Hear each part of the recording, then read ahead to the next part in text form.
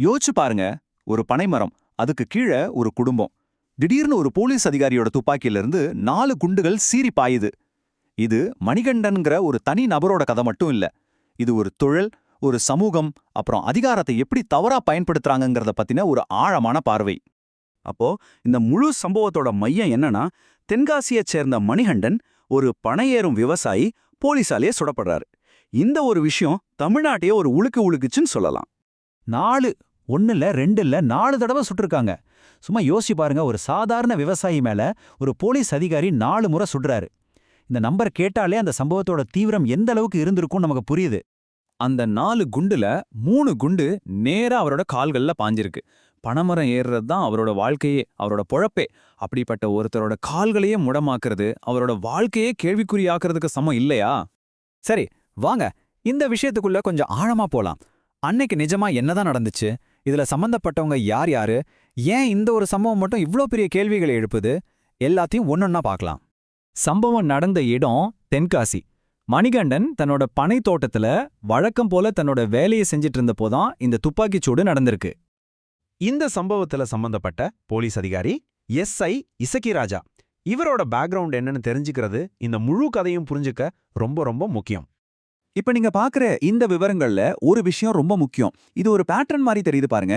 அதாவது, இந்த துப்பாக்கிச்சூடு சம்பவம் நடக்கிறதுக்கு ரொம்ப முன்னாடியில இருந்தே இவரோட நடவடிக்கைகள் கொஞ்சம் முரட்டுத்தனமா ஒரு மோதல் போக்கோட தான் இருந்திருக்குன்னு இது காட்டுது. சரி, போலீஸ் எதுக்கு அங்க போனாங்க? மணிகண்டனோட தொழில் தான் காரணம் சொல்லப்படுது. அப்போ இந்த மொத்த பிரச்சனைக்கும் அடிப்படையா இருக்கிற ஒரு சட்ட கேள்விக்கு வருவோம். தமிழ்நாட்டுல கல் இறக்குறது சட்டப்படி தப்பா? இந்த ஒரு கேள்விதான் மொத்த பிரச்சனைக்கும் ஆணிவேர். நிறைய பேர் இது தப்பு, இல்லீகல்னு நினைச்சிட்டு இருக்காங்க. ஆனா நிஜத்துல சட்டம் என்ன சொல்லுதுன்னு பார்க்கலாமா? இங்க தான் ஒரு முக்கியமான ட்விஸ்ட் இருக்கு. கழி இறக்கிறது, அதாவது பனைமரத்துல இருந்து அந்த நீரை எடுக்கிறது, அது சட்டப்படி தப்பு கிடையாது. அது ஒரு விவசாய தொழில். ஆனா அதை விற்பனை செய்யறதுக்கு தான் தமிழ்நாட்டுல தடை இருக்கு. இது ஒரு சின்ன சட்டச்சிக்கல். இப்ப இந்த ஒப்பீட பாருங்களேன். கள்ளு ஆல்கஹால் அளவு வெறும் 4லிருந்து 6% தான். ஆனா அரசாங்கமே விக்கிற சரக்குல 40%க்கும் மேல இருக்கு. அப்போ குறைவான ஆல்கஹால் இருக்கிற ஒரு இயற்கையான பானத்தை தடை செஞ்சுட்டு அதிகமான ஆல்கஹால் இருக்கிறது விக்கிறது என்ன நியாயம்னு ஒரு கேள்வி எழும்புது இல்லையா? சரி, சட்டம் இப்படி இருக்கட்டும். அன்னைக்கு அந்த தோட்டத்துல நிஜமா என்னதான் நடந்தது? ஒரு சாதாரண நாள் எப்படி இவ்ளோ பெரிய வன்முறையா மாறுச்சு? வாங்க பாப்போம். பாருங்க எப்படி ஒரு விஷயம் படிப்படியா மோசமாகுதுன்னு. எஸ்ஐ இசக்கிராஜா தோட்டத்துக்கு வராரு. அங்க மணிகண்டனோட குடும்பத்தை தகாத வார்த்தையில திட்டுறதா சொல்லப்படுது. இத கேட்டு கோபப்பட்ட மணிகண்டன் மரத்துல இருந்து கீழே குதிச்சு வராரு.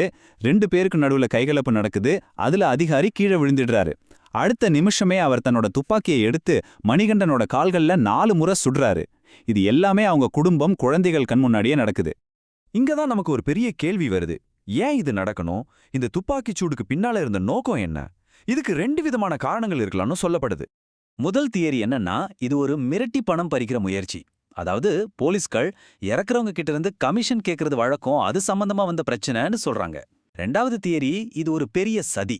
அதாவது கள்ளுக்கு ஆதரவான இயக்கம் வளர்றத பார்த்து அரசாங்கத்தோட மதுபான விற்பனைக்கு பாதிப்பு வந்துருமோன்னு பயந்து இந்த மாதிரி ஒரு சம்பவத்தை உருவாக்கி பண ஏரிகளை பயமுறுத்த பார்க்கறாங்கன்னு சொல்லப்படுது. ஒன்னு தனிப்பட்ட லெவல்ல நடந்த ஊழல், இன்னொன்னு சிஸ்டமேட்டிக் சதி. இந்த சதி திட்டம்னு சொல்றாங்களே, அது எப்படின்னா, முதல்ல பனை திருவிழா மூலமா விவசாயிகள் ஒன்னு சேர்றாங்க. இதனால அரசாங்கத்தோட மிகப்பெரிய வருமானமான டாஸ்மாக் விற்பனைக்கு ஆபத்து வருது. அதனால ஒரு வன்முறையான சம்பவத்தை உருவாக்கி பனையேரிகள் மத்தியில ஒரு பயத்தை விதைச்சு அவங்களோட இந்த இயக்கத்தை முளையிலேயே கிள்ளி ஏறிய பார்க்குற ஒரு திட்டமிட்ட செயலா இது இருக்கலான்னு சந்தேகிக்கப்படுது. இந்த துப்பாக்கிச்சூடு நடந்ததும் மக்கள் சும்மா இல்ல, உடனடியா அவங்களோட எதிர்வினையை ரொம்ப வலுவா காட்ட ஆரம்பிச்சாங்க. மக்கள் போராட்டம், சோஷியல் மீடியாவில் எழுந்த கண்டனங்கள்னு இது பெரிய விஷயமா தமிழ் தேசியவாத குழுக்கள்லாம் மணிகண்டன் குடும்பத்துக்கு ஆதரவா வந்தாங்க. இந்த பிரஷர் காரணமா உடனடியா எஸ்ஐ இசக்கிராஜாவை சஸ்பெண்ட் பண்ணாங்க.